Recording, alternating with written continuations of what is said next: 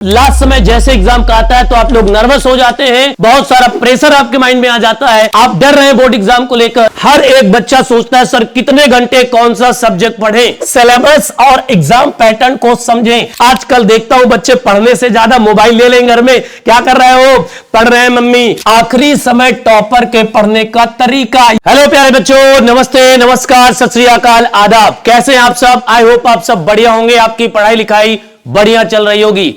प्यारे बच्चे, मैं हूं आपका इंग्लिश एजुकेटर शिव सर।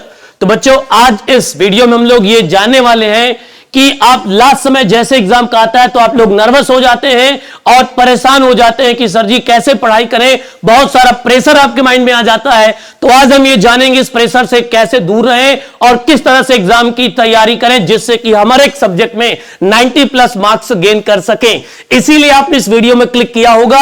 आप हैं परेशान किसको लेकर के? बोर्ड एग्जाम को। आप डर रहे हैं बोर्ड एग्जाम को लेकर, तो इस वीडियो को देखने के बाद आप बिल्कुल भी बोर्ड एग्जाम से नहीं डरेंगे, बोर्ड एग्जाम खुद आप लोगों से डरेगा। तो बच्चों, मैं आपको आज देने वाला हूं 5 टिप्स ऐसी जिसका यूज करके आप अपने एग्जाम में बेहतरीन मार्क्स गेन कर सकते हैं और अपनी 12th क्लास की मार्कशीट को बेहतरीन बना सकते हैं। तो चलिए बारी बारी से स्टार्ट करते हैं, फटाफट से पॉइंट्स देखते हैं कौन कौन से ऐसे पॉइंट्स हैं जिनका यूज करके आप लोग बढ़िया मार्क्स ला सकते हैं। तो सबसे पहला बच्चों पॉइंट हम लोग यहां पर देखते हैं। फर्स्ट पॉइंट अपने पास है बच्चों, हर एक बच्चे को समस्या आती है। किस बात को लेकर? हर एक बच्चे को समस्या आती है इस बात को लेकर कि किस तरह से सर हम अपने टाइम का मैनेजमेंट करें। Time management and study schedule.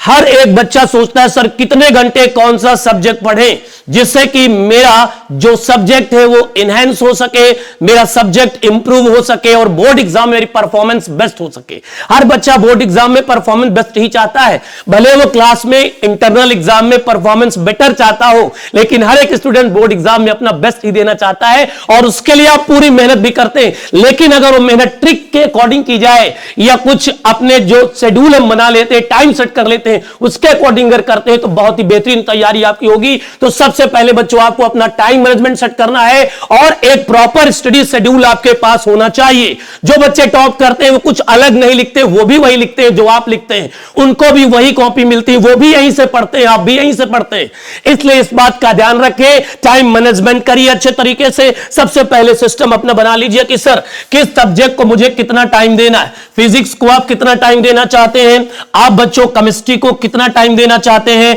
आप मैथ्स को कितना टाइम देना चाहते हैं, आप इंग्लिश को कितना टाइम देना चाहते हैं और आप हिंदी को कितना टाइम देना चाहते हैं। यह सब आप अपने अकॉर्डिंग सेट कर लिए। जरूरी नहीं है कि आप सुबह जल्दी जग कर पढ़ेंगे तभी आपकी तैयारी बेहतरीन होगी। अगर आप सुबह जल्दी नहीं जग पाते हैं तो रात में जगे, देर तक, लेट नाइट तक जगे, उल्लू बन जाइए, रात में पढ़ाई करिए और हर एक सब्जेक्ट की इंपॉर्टेंस है तभी बोर्ड एग्जाम में मार्क्स अच्छे आएंगे। समझ लेना, केवल 1-2 सब्जेक्ट पढ़ लेने से 1-2 सब्जेक्ट में मार्क्स अच्छे आ जाएंगे, लेकिन अगर दूसरे सब्जेक्ट में मार्क्स अच्छे नहीं आएंगे तो बच्चों फिर दिक्कत हो जाएगी, परसेंटेज आपका लो हो जाएगा। इसलिए हर एक सब्जेक्ट को पढ़ना है। टाइम आप अपने अकॉर्डिंग दे सकते हैं। अगर आपको फिजिक्स सब्जेक्ट डिफिकल्ट लगता है, केमिस्ट्री डिफिकल्ट लगता है, तो इन दोनों सब्जेक्ट के लिए अपना ज्यादा टाइम सेट कर लीजिए और मैथ्स के लिए अपना प्रैक्टिस कर लीजिए। हिंदी और इंग्लिश के लिए आप कम टाइम दे सकते हैं क्योंकि इनमें आपको ऐसा लगता है कि हमें ज्यादा पढ़ने की नीड नहीं है, तो आप इनको सब्जेक्ट कम, इन सब्जेक्ट्स को आप टाइम कम दे सकते हैं, कोई दिक्कत नहीं,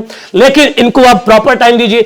और एक स्टडी शेड्यूल होना बहुत जरूरी है जिसे हम डिसिप्लिन बोल सकते हैं। जिस व्यक्ति के पास डिसिप्लिन है, अनुशासन है, वो व्यक्ति हमेशा आगे बढ़ता रहता है और अपने एम को अचीव कर लेता है। इसलिए बच्चों इस चीज का याद रखें, क्या प्रॉपर एक शेड्यूल बनाइए कि सर सुबह मॉर्निंग में इतने बजे से इतने बजे तक पढ़ूंगा, शाम को इतने बजे से पढ़ूंगा, रात में इतने बजे से पढ़ूंगा और स्कूल जाना हो तो स्कूल का भी शेड्यूल हो, कोचिंग का भी शेड्यूल हो, हर चीज का अपने पास एक प्रॉपर शेड्यूल होना चाहिए। तो पहला पॉइंट क्लियर हो गया।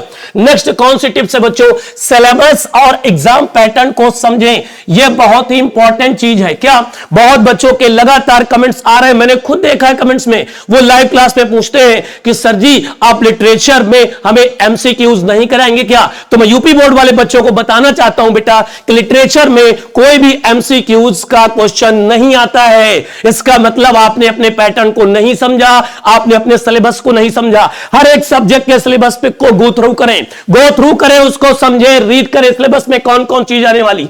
सिलेबस बहुत इंपॉर्टेंट है। पता चला फिजिक्स में आप ऐसा चैप्टर पढ़ रहे थे, 1 महीने तक आपने उसमें पूरी मेहनत की, वो चैप्टर आपने अच्छे से कंप्लीट कर लिया, बट वो बोर्ड एग्जाम के सिलेबस में चैप्टर है ही नहीं, तो कैसा लगेगा आपको? बहुत बुरा लगेगा बच्चों। इसलिए अपने सिलेबस को अच्छे से समझे, इसके बाद एग्जाम पैटर्न को समझे कि सर हमारे इस सब्जेक्ट के पेपर में कितने लॉन्ग क्वेश्चंस आएंगे, कितने शॉर्ट क्वेश्चंस आएंगे, कितने वेरी शॉर्ट क्वेश्चंस आएंगे, कितने एमसीक्यूज आएंगे सर, डिस्क्रिप्टिव कितने, ये सब चीजें आपको एग्जाम पैटर्न से समझ में आएंगी। सर एग्जाम पैटर्न समझे कहां से क्वेश्चन ये आता है?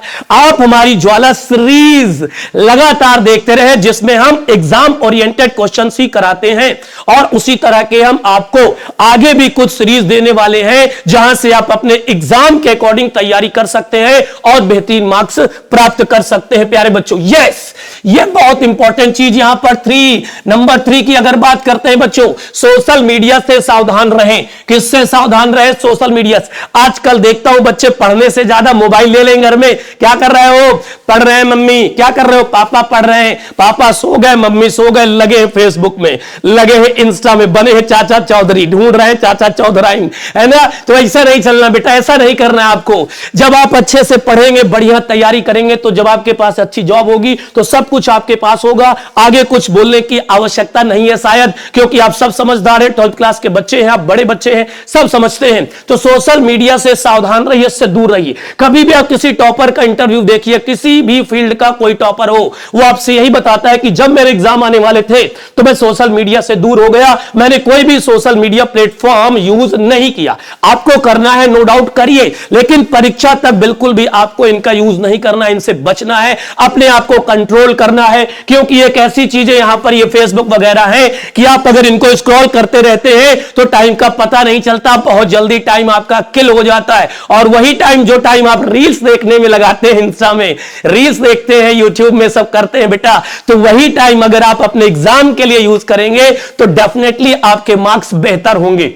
नेक्स्ट बच्चों पॉइंट की बात करते हैं, आखिरी समय टॉपर के पढ़ने का तरीका। यस सर जी, जो टॉपर होते हैं वो लास्ट टाइम में कैसे पढ़ते हैं? जब कुछ डेज एग्जाम के बचते हैं तो नॉलेज के साथ साथ आपको स्ट्रेटजी चाहिए, ट्रिक्स चाहिए, और टाइम भी चाहिए, मैनेजमेंट चाहिए, शेड्यूल चाहिए, हर चीज चाहिए होती है। उसमें सबसे बड़ी इंपॉर्टेंट जो रोल होता है, भूमिका, वो बच्चों किसका होता है? रिवीजन का। रिवीजन जरूर करें बच्चों, जो आज आपने पढ़ा है उसे कल पढ़े, जो कल आपने पढ़ा उसे परसों पढ़े, इस तरह से रिवीजन करना है, गो थ्रू जाना है, जल्दी जल्दी पढ़ना है, पन्ने पलटना है, पढ़ना है। अब ये मत सोचो कि सर मुझे तो ये याद ही नहीं हुआ आंसर, कैसे मैं करूं? कोई बात नहीं याद हुआ, आप केवल एक बार पढ़ लीजिए। जब आप एग्जाम देने जाएंगे तो वो सारे आंसर आपके माइंड में बिल्कुल हुबहू आ जाएंगे, इसकी टेंशन नहीं लेना। ज्यादा से ज्यादा पढ़ना है। क्या करना है? पढ़ना, रिवीजन। रिवीजन के बाद क्या करना है? प्रैक्टिस करिए, प्रैक्टिस करिए। Practice makes a man perfect. मैंने कई बार आपसे कहा है, क्या कहा है बच्चों? Practice makes a man perfect. Practice ही एक मैन को परफेक्ट बनाती है। हम लोग क्यों इतना ज्यादा आने लगा, हम कह सकते हैं क्यों इतना ज्यादा क्वेश्चन आपको समझा देते हैं? पढ़ाते पढ़ाते। कैसे बच्चों? पढ़ाते पढ़ाते हम लोगों को, मतलब प्रैक्टिस करते करते परफेक्ट बनने की ओर अग्रसर है हम लोग। तो यहां पर क्या करना है? प्रैक्टिस का सबसे बेहतर तरीका है बच्चों PYQS। कोई भी एक अनसॉल्व पेपर आप ले लीजिए, कोई भी एक अनसॉल्व पेपर ले लीजिए, PYQS उसके सॉल्व करिए और देखिए कि आपसे क्वेश्चन बनते हैं कि नहीं। जो क्वेश्चन बनते हैं उनको सॉल्व करें, जो क्वेश्चन नहीं बनते हैं उनको लीव करें, और बाद में फिर अपने सिलेबस को पढ़े, अपने सब्जेक्ट को पढ़े, और फिर जाकर के क्वेश्चन सॉल्व करें। इसका भी आपको टेंशन लेने की नीड नहीं है। यूपी बोर्ड वाला PYQ भी आपको कराएगा, बहुत जल्द इसको आपको सूचना दे दी जाएगी, और हमारी अभ्यास टेस्ट सीरीज चल रही है, वहां से भी आप अपना रिवीजन कंप्लीट कर सकते हैं बच्चों।